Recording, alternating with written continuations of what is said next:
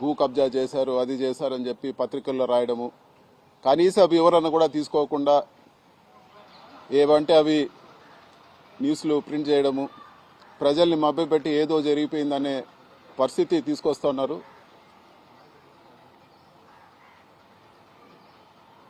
Mangalampeta village పరిధిలో పుంగనూరు కాన్స్టిట్యున్సీలో 2000 సంవత్సరంలో దాదాపు 75 ఎకరాలు మా కుటుంబ సభ్యుల పేరులో కొనడం జరిగింది.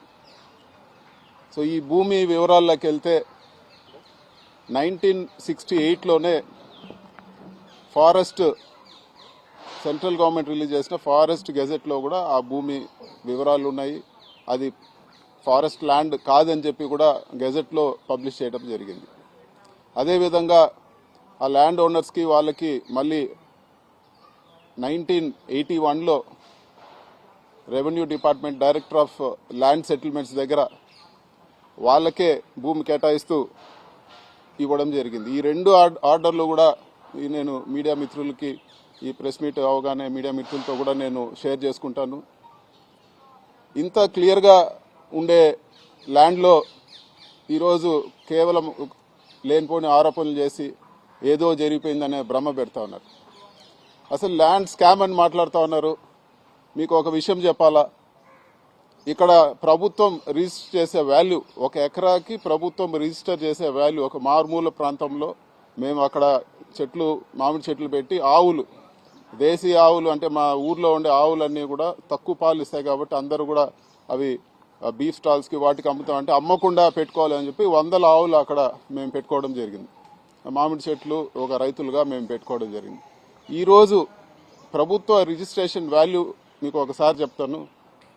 1 ఎకరా 4 లక్షలు, 70 ఎకరాల కంటే మీకు దాదాపు 3 కోట్లు లోపలే ఈరోజు వాల్యూ వచ్చే పరిస్థితి ఉంది. ఇంత తక్కువ వాల్యూ ఉండేదాన్ని 2000 సంవత్సరం నుంచి రికార్డులు తారుమారు చేసి ఇవన్నీ చేస్తారని చెప్పేదానికి కొంచెమన్నా ఆలోచించి ఆరోపణలు చేయాలని చెప్పి కూడా నేను తెలియజేస్తా ఉన్నాను. ల్యాండ్ విలువ అంతా కూడా 3 కోట్ల లోపల ఉంది. మేము మా ఊర్లో ప్రభుత్వ హాస్పిటల్కి ఫ్రీగా ఇచ్చిన ల్యాండ్ విలువ 15 కోట్లు. రేపు పెట్టిన 2 ఆక్సిజన్ ప్లాంట్లు దాదాపు 2 కోట్ల పైన ఖర్చు పెట్టి ఆక్సిజన్ ప్లాంట్లు ఇచ్చింది. అంతెందుకు మా రాజంపేట పార్లమెంట్లో హౌసింగ్కి ల్యాండ్ కోర్టులో ఉందని చెప్పి నేనే ₹1 కోటి పెట్టి హౌసింగ్ కూడా కలికిరి మండలంలో నేను కొనియడం జరిగింది. సొంత డబ్బులతోనే ఫీజులు కట్టడం కానీ లేకపోతే గుళ్ళు డెవలప్ చేయడం కానీ ఎంతో ఖర్చు చేస్తాం. 3-4 కోట్లకు ఏదో జరిగిందని చెప్పి ఒక మెయిన్ పేపర్ అంతా రాసి దానిపైన ఒక పెద్ద చర్చ పెట్టి దానికి ఒక కమిటీ పెట్టి క్లియర్గా డిపార్ట్మెంట్లోనే వాళ్ళ దగ్గర revenue department director of land సెటిల్మెంట్స్లో ఆ భూమి గురించి ఉంది. అదేవిధంగా ఫారెస్ట్ డిపార్ట్మెంటు 1968లో ఇచ్చిన గజెట్ ఆర్డర్ కాపీ కూడా ఫారెస్ట్ డిపార్ట్మెంట్ నుంచి తీసుకోవడం జరిగింది. దాంట్లో కూడా అది ప్రైవేట్ ల్యాండ్ అని ఉంది. కేవలం ఇది ఒక దుష్ప్రచారం చేసి బురద కొట్టే ప్రయత్నం చేసే కార్యక్రమం మాత్రమే అని చెప్పి కూడా ఈరోజు నేను తెలియజేస్తా ఉన్నాను. కొంచెమన్నా ఆలోచన లేదు చంద్రబాబు నాయుడు గారికి. కారణం పూర్తి ద్వేషంతో ఉన్నారు. ఏదో ఒక విధంగా కక్ష సాధింపు చేయాలా, పెద్దిరెడ్డి గారిని ఏదో ఒక విధంగా ఆయన ఇబ్బంది పెట్టాలా, లేకపోతే మమ్మల్ని ఇబ్బంది పెట్టాలా అని చెప్పి ఆయన పూర్తి కక్షతో నిండున్నారు. కాబట్టి ఎవరు ఏం చెప్పినా కూడా ఆలోచించే పరిస్థితి కూడా లేదు. ఎంక్వైరీ చేయండి అంటారు. ఇది వరకు కొన్ని రోజుల ముందు మదనపల్లిలో ఒక ఫైల్స్ కాల్పినాయని చెప్పి మేమే కాల్చినామని చెప్పి రకరకాల ప్రచారాలు చేశారు. ఆ రోజే నేను ప్రెస్ మీట్ పెట్టి చెప్పాను. ఇదే ఢిల్లీలో నేను ప్రెస్ మీట్ పెట్టి చెప్పాను, ఏ ల్యాండు మీరు పలానా ల్యాండ్ ఫైల్ కాలిందంటే ఈ ల్యాండ్ చూపిండి. ఆడు ఉండేది 3 ఎంఆర్ఓలు ఉన్నారు మదనపల్లి నియోజకవర్గంలో. ఆ 3 ఎంఆర్ఓ ఆఫీస్లో ఫైల్స్ ఉంటాయి, పైన కలెక్టర్ ఆఫీస్లో ఫైల్స్ ఉంటాయి. ఆ ఫైల్స్ ఏదో చెప్పంటే ఇప్పుడు వరకు చెప్పరు. మదనపల్లి ల్యాండ్ ఫైల్స్ మదనపల్లి అంటారు కానీ అది మాత్రం చెప్పరు. ఇంతవరకు విచారణ ఏం చేస్తారు 9 నెలల్లో? మీరు కనీసం పలానా ల్యాండ్ సంబంధించిన ఫైల్ కాలింది కూడా ల్యాండ్ కూడా మీరు ఐడెంటిఫై చేయలేని పరిస్థితి. ఇవన్నీ కూడా కేవలం తప్పుడు కేసులు పెట్టి ఏదో ఒకటి ప్రజల దృష్టిలో దుష్ప్రచారం చేయాలన్న ఒక ఉద్దేశంతోనే జరుగుతూ ఉంది. ఇది వరకు ఎలక్షన్ ముందు చూస్తే 1000 కోట్లు శాండ్లో చేశారని చెప్పి చంద్రబాబు మాట్లాడతాడు, లోకేష్ మాట్లాడతాడు, పవన్ కళ్యాణ్ మాట్లాడతారు. అందరూ కూడా అదే అందరు ఎత్తుకొని ఒక దుష్ప్రచారం చేశారు. మరి ఈరోజు మీరు గవర్నమెంట్ వచ్చింది, ఏమైంది? మీ ఇన్వెస్టిగేషన్ ఏమైంది? ఎక్కడున్నాయి ఆ 1000 కోట్లు? అనవసరంగా ఊరికే బురద కొట్టడం తప్పితే, ఇలాంటి ఆరోపణలు చేసి ఇబ్బంది పెట్టాలని ప్రయత్నం చేయడం తప్పితే ఎక్కడ కూడా వాస్తవం లేదని చెప్పి కూడా నేను తెలియజేస్తా ఉన్నాను. అంతేకాదు, పేపర్లో నేనే చదవడం జరిగింది. డిస్టిలరీలో ఎస్పీవై రెడ్డి డిస్టిలరీలో నాకు భాగం ఉందని చెప్పి మాట్లాడారు. ప్రూవ్ చేయమని చెప్పి నేను అడుగుతా ఉన్నాను. నేను ఎన్నిసార్లు మాట్లాడినా కూడా ఇప్పుడు వరకు కూడా ఎక్కడ మీ అధికారం ఉంది, మీ డిపార్ట్మెంట్ ఉంది, మీరు ప్రూవ్ చేయండి, మీ ఆరోపణలు ప్రూవ్ చేయండి, లేకపోతే క్షమాపణ చెప్పమని చెప్పి కూడా నేను కోరుతా ఉన్నాను. క్లియర్గా మీ దగ్గర రికార్డ్స్ పెట్టుకొని నిన్న ఎత్తిన డ్రామాలో 75 ఎకరాలు ఫారెస్ట్ ల్యాండ్, ఇది పట్టా ల్యాండ్ కాదని చెప్పి కూడా మీరు చెప్పడం జరిగింది.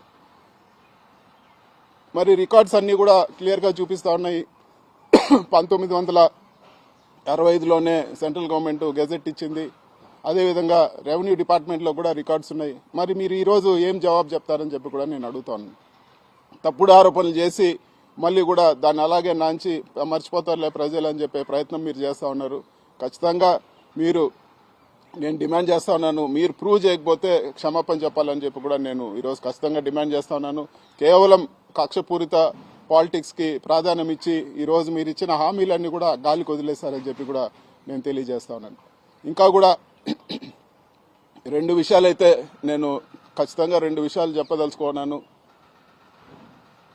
ఒకటి, మీరు ఎన్ని ఇబ్బందులు పెట్టినా, మీరు ఎన్ని కేసులు పెట్టినా, మీరు ఎన్ని తప్పుడు ప్రచారాలు చేసినా మేము ఎదుర్కొనేదానికి సిద్ధంగా ఉన్నాము. భయపడే ప్రసక్తే లేదు, ఖచ్చితంగా భయపడే ప్రసక్తే లేదు. మీరు ఎన్ని ఇబ్బందులు పెడితే అంత రెట్టింపు ధైర్యంతో ఖచ్చితంగా ఫైట్ బ్యాక్ చేస్తాము. రెండో విషయము, ఇవన్నీ కూడా ఈరోజు మీ టైం జరుగుతూ ఉంది. సింపుల్గా ఒకటే చెప్తాను, మీ ఊరు నుంచి మా ఊరికి ఎంత దూరమో మా ఊరు నుంచి మీ ఊరికి అంతే దూరము. ఖచ్చితంగా ఈరోజు అనవసరమైన కేసులు పెట్టి, అనవసరమైన ఇబ్బందులు పెట్టి, అనవసరమైన ఇవి చేస్తే వాస్తవాలు లేకుండా రేపు మీ టైం కూడా వస్తుందని చెప్పి కూడా నేను ఖచ్చితంగా తెలియజేస్తా ఉన్నాను. ఉంటే ఈరోజు సాక్ష్యాధారాలతో చెప్పండి, కేవలం ఈ బురద కొట్టే కార్యక్రమాలు చేయొద్దని చెప్పి కూడా నేను తెలియజేస్తా ఉన్నాను. మీకు సంబంధించిన పేపర్లో పెద్ద పెద్ద పతాక శీర్షికలు రాస్తారు. ఆ ల్యాండ్ వాల్యూ అంతా కూడా గవర్నమెంట్ నిర్దేశించిన వాల్యూ 3 కోట్ల లోపల ఉంటే, మీరు రాసిన ఆ 2 పేజీల విలువే యాడ్ వేసినా కూడా 3 కోట్లు వచ్చేది. ఇంత దారుణంగా అసలు ల్యాండ్ విలువ కూడా తెలియకుండా ఏదో జరిగిందని చెప్పి మీరు ఈరోజు ఇంత ఘోరమైన ఆర్టికల్స్ రాస్తా ఉన్నారు. ఇది తప్పు. ఖచ్చితంగా అన్నిటికీ ఇప్పటి వరకు సరే ఏదో గవర్నమెంట్ మారిందని ఆలోచన పరిస్థితి ఉంది. ప్రతి దానికి కూడా చేసేదానికి ప్రతి దానికి కూడా ఖచ్చితంగా ఫైట్ బ్యాక్ చేస్తాను. ఈనాడు గ్రూప్ కూడా నేను చెప్తా ఉన్నాను, అనవసరంగా మీరు ఇంత ఘోరమైన దుష్ప్రచారం చేశారు. మీ విషయాలు మీరు రాష్ట్రం అంతా దుష్ప్రచారం చేశారు, కానీ నేను మీ విషయాలన్నీ కూడా నిజాలు పార్లమెంట్లో మాట్లాడతానని చెప్పి కూడా నేను తెలియజేస్తా ఉన్నాను. ఖచ్చితంగా ఫైనాన్స్ కమిటీ మెంబర్గా ఫైనాన్స్ మినిస్టరు రేపు బడ్జెట్ డిబేట్లో కూడా మీ విషయాలన్నీ కూడా లేవనెత్తాను. ప్రధానమంత్రికి కూడా రిప్రజెంట్ చేస్తాము. ఇవన్నీ కూడా ఉండవల్లి అరుణ్ కుమార్ గారితో కూడా మాట్లాడి ఈ కేసులన్నింటిలో కూడా ఆయనకు తోడ్పాటుగా ఉంటానని చెప్పి కూడా నేను తెలియజేస్తాను. ఇవన్నీ కూడా ఏదో మేము ఏం చేసినా పడుంటారనే భావన ఖచ్చితంగా కనపడతా ఉంది. లేదు, ఖచ్చితంగా తిరిగి ఫైట్ చేస్తామని చెప్పి కూడా నేను తెలియజేస్తాను. Thank you.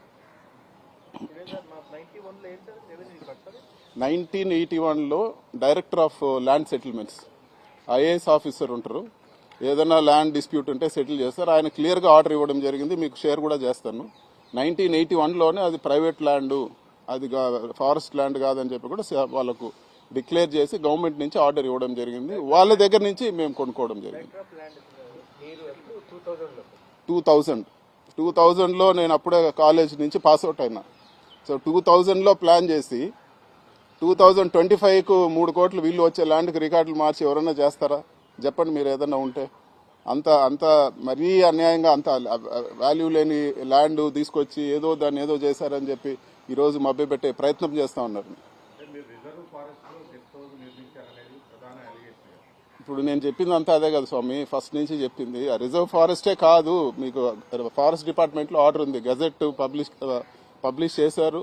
అవన్నీ కూడా రిజిస్టర్ అయిన డాక్యుమెంట్స్ అవన్నీ కూడా మీతో షేర్ చేస్తాను. ఈరోజు పూర్తిగా మీకు మేము ఎవరెవరి పేర్లో డాక్యుమెంట్స్ ఉన్నాయి, ఎవరెవరు ఎక్కడ మా డైరెక్టర్ ఆఫ్ ల్యాండ్ సెటిల్మెంట్స్ ఇచ్చిన ఆర్డర్ కానీ గెజెట్ కానీ అన్నీ ఉన్నాయి. మీ అందరితో కూడా ప్రెస్ మీట్ తర్వాత అందరితో కూడా షేర్ చేస్తాను ప్రతి ఒక్కటి కూడా. వైసీపీ ప్రభుత్వ హయాంలో చాలా మంది మంత్రులుగా పనిచేశారు, చాలా మంది ఎంపీలు.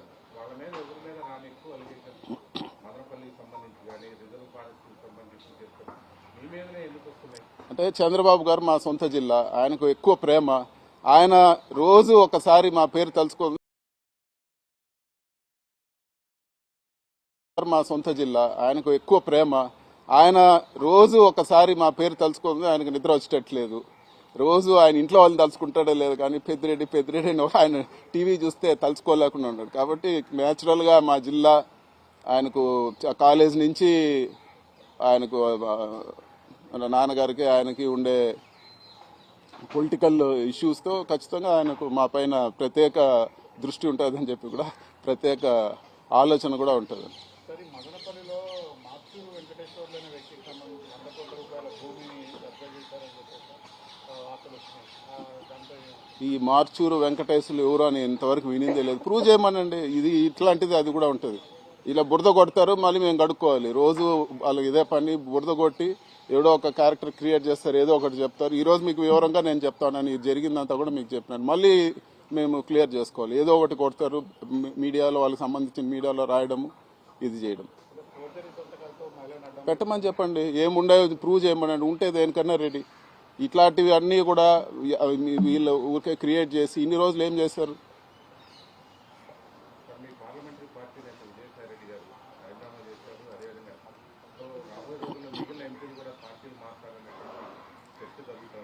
విజయసాయిరెడ్డి గారు జగన్మోహన్ రెడ్డి గారికి అత్యంత సన్నిహితులు.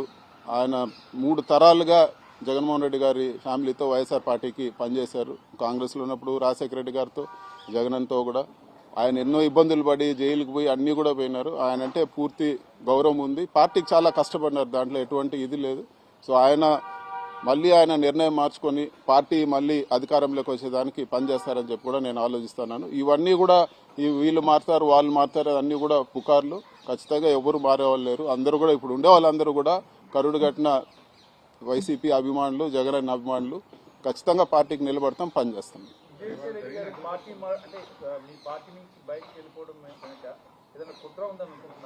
ఏం కుట్ర లేదు, ఆయన వ్యక్తిగత నిర్ణయం. విజయసాయిరెడ్డి గారు అట్లా ఒకటి చెప్పి ఒకటి చేసే వ్యక్తి కాదు. సో ఆయన క్లియర్గా చెప్పారు, వ్యక్తిగత కారణాల వల్ల నేను వెళ్తానని చెప్పి. పార్టీ కూడా ట్వీట్ కూడా పెట్టింది అదేవిధంగా. అది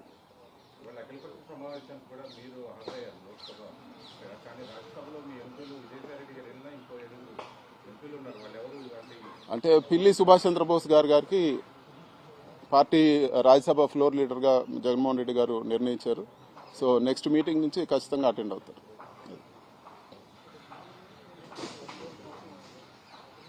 ఓకేనా?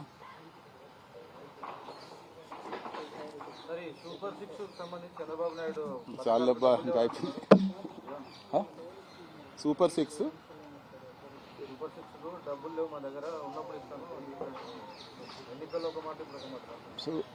ప్రతి మీటింగ్లో కూడా జగన్మోహన్ రెడ్డి గారు ప్రతి మీటింగ్లో కూడా చెప్పారు, నేను చెప్పిన ప్రతి హామీకి కట్టుబడి ఉన్న ప్రతి ఒక్కటి నెరవేరుస్తా ఉన్నాను.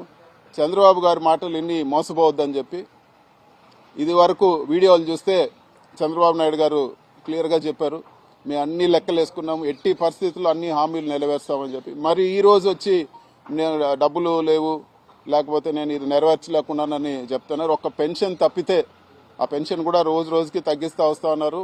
ఏ కార్యక్రమం కూడా ఈరోజు రాష్ట్రంలో జరగడం లేదు. మరీ ఘోరంగా హాస్పిటల్స్కి పేమెంట్ ఆపారు, పేద ప్రజలు ట్రీట్మెంట్ తీసుకోలేకుండా. స్టూడెంట్స్కి ఫీజులు కూడా ఈరోజు చెల్లించని దారుణమైన పరిస్థితి ఆంధ్ర రాష్ట్రంలో నడుస్తూ ఉంది. సో ఇవన్నీ కూడా ప్రజలు గమనిస్తూ ఉన్నారు. రాబో రోజుల్లో తెలుగుదేశం పార్టీకి ప్రజల్లో తిరగడానికి కూడా కష్టమవుతుంది. ఇదే విధంగా ప్రజలను మోసం చేస్తే, ప్రజలు తిరగబడేది మొదలు పెడితే తెలుగుదేశం నాయకులు కూడా ప్రజల్లో ఇబ్బందికరంగా ఉంటుందని చెప్పి కూడా నేను తెలియజేస్తాను.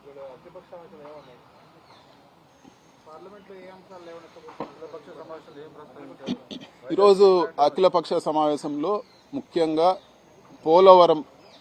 పోలవరం గురించి రకరకాల కథనాలు వస్తున్నాయి. హైట్ తగ్గిస్తారని చెప్పి, అదేవిధంగా పోలవరం ఆయకట్టు కుదిస్తున్నారని చెప్పి, ఇవన్నీ కూడా వివరంగా డిస్కస్ చేయాలి పార్లమెంట్లో అని చెప్పి కూడా మేము అడిగాము. అదేవిధంగా విభజన చట్ట హామీలు చాలా హామీలు ఇంకా కూడా 10 సంవత్సరాలు ఏదైతే టైం లైన్ ఉందో ఏపీ రీఆర్గనైజేషన్ యాక్ట్కి అది అయిన తర్వాత కూడా ఇప్పటి వరకు వాటిని అమలు చేయలేదు. వాటన్నిటిని కూడా అమలు చేసే విధంగా ఒక చర్చ జరగాలి, ప్రభుత్వం మాట్లాడాలని చెప్పి కూడా మేము అడగడం జరిగింది.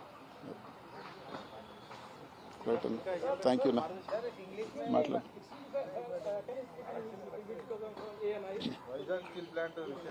So I will talk about what we spoke in all party meeting.